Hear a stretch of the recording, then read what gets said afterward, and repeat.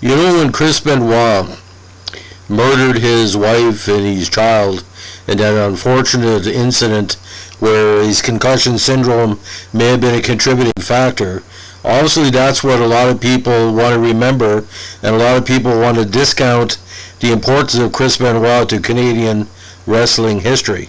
Now, Chris Benoit is just as important as Edge, Bret Hart, Kiniski, all the great Yvon Robert, all the great Canadian wrestlers that came before and after him, Kevin Owens now.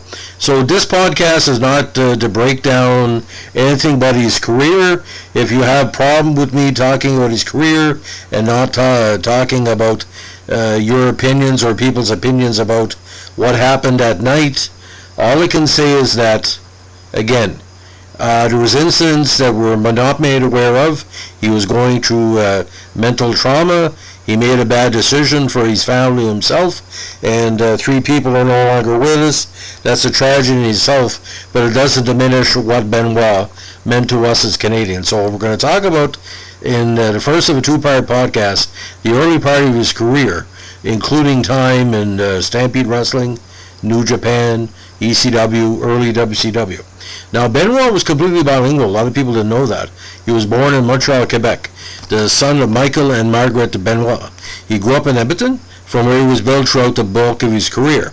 He had a sister living near Edmonton.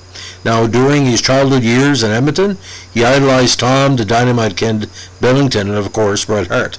Now, at 12 years old, he attended a local wrestling event in which the 2 performers stood out above everyone else. Benoit trained to become a professional wrestler in the Hart family dungeon, receiving education from family patriarch Stu Hart.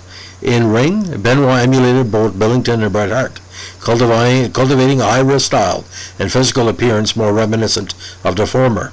Years later, he adopted Hart's trademark sharpshooter hold as a finishing move.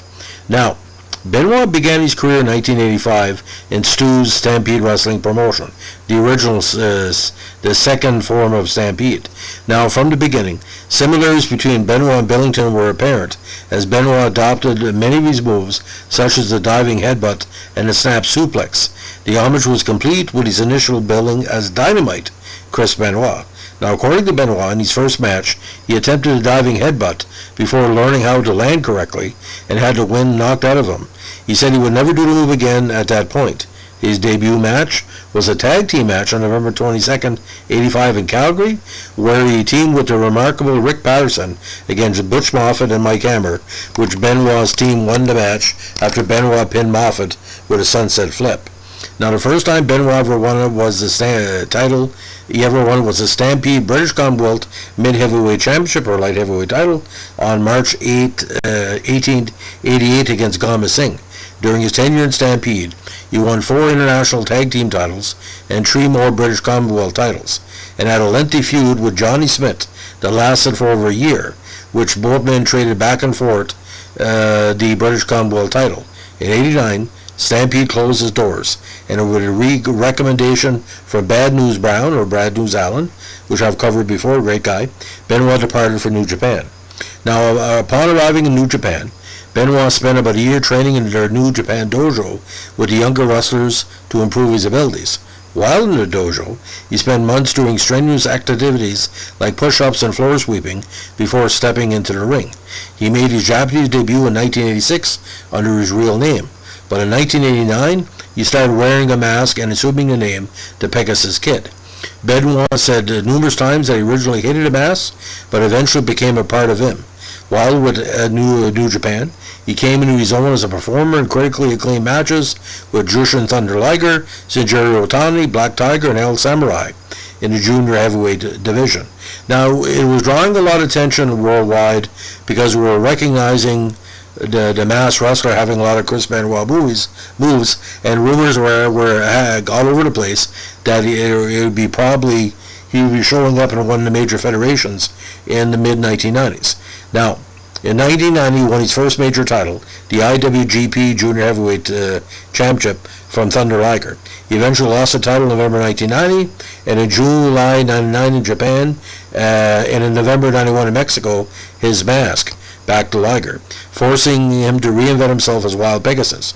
Benoit spent the next couple of years in Japan, winning the Best of the Super Juniors tournament twice in 93 and 95.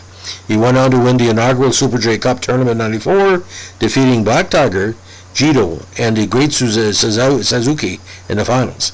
He wrestled outside New Japan occasionally to compete in Mexico and Europe, where he won a few regional titles, including the WWF Light Heavyweight title. He held that crown for over a year, having made 40-plus minute matches with Villano III. Now, World Championship Wrestling. When WCW started to grow in Canada and worldwide, it happened with Benoit's arrival. He first came to WCW in June 92, teaming up with fellow Canadian wrestling sensation Biff Wellington for the NWA World Tag Team Championship Tournament, and they were defeated by Hart Dungeon trainee Brian Pillman and Justin Thunder Liger in the first round at Clash of Champions 19. He did not return to WCW until January 93 at Clash of the Champions 22, defeating Brad Armstrong. A month later, at Super Brawl 3, he lost to Too Cold Scorpio, getting pinned with only 3 seconds left in their 20-minute match time limit. At the same time, he formed a tag team with Beautiful Bobby, God bless his soul. After he and Eaton lost to Scorpio and Marcus Bagwell at Slamboree, Benoit headed back to Japan. But this is what happened. By August 94, he was looking for new climbs. Benoit began working with Extreme Championship Wrestling in between tours of Japan. He was booked as a dominant wrestler there, gaining notoriety as the Crippler after he put Rocco Rock out. In his first appearance, Benoit competed in a one-man, eight-man tournament for the vacant NWA World Heavyweight Championship, losing to Too Cold Scorpio in the quarterfinals. You know what happened after that. Now, in November to remember, Benoit accidentally broke Sabu's neck within the opening seconds of the match. The injury came when Benoit threw Sabu with the intention that he take a face-first pancake bump, but Sabu attempted to turn midair and take a backdrop bump instead. He did not receive full rotation and landed almost directly on his neck. After this match, Benoit returned to the locker room and broke down over the possibility that he might have paralyzed someone. Now, Paul Heyman, the head booker of ECW at the time, came up with the idea of continuing with the Crippler moniker for Benoit. From that point on until his departure from ECW, he was known as Crippler Benoit. When he returned to WCW in October 95, WCW modified the ring name to the Canadian Crippler Chris Benoit. Now, in the rise and fall of ECW book, Heyman commented that he planned on using Benoit as a dominant heel for quite some time before putting the company's main title, the ECW World Crown, on him to be long-term champion of the company. Now, Benoit and Dean Malenko won the ECW World Tag Team title, Benoit's first American title, from Sabu and Taz in February 95 at Return of the Funker. After winning, they were initiated into the Triple Threat stable, led by ECW World Heavyweight Champion Shane Douglas, as Douglas's attempt to recreate the Four Horsemen, as a three-man contingency held all three of the ECW championships at the time. Malenko also held the ECW World TV Championship at that juncture. The team lost the championship to the Public Enemy that April at three-way dance. Now, Benoit also spent some time in ECW feuding with the Steiner brothers and rekindling the feud with Too Cold Scorpio. He was forced to leave ECW, of course, after his work visa expired. Now, Heyman was supposed to renew it, but failed to make it on time, so Benoit left ECW in August 95 as a matter of job security and the ability to enter the United States. Now, he toured Japan until WCW called. So this is part one of the development of what I call the ECW and WCW Chris Benoit.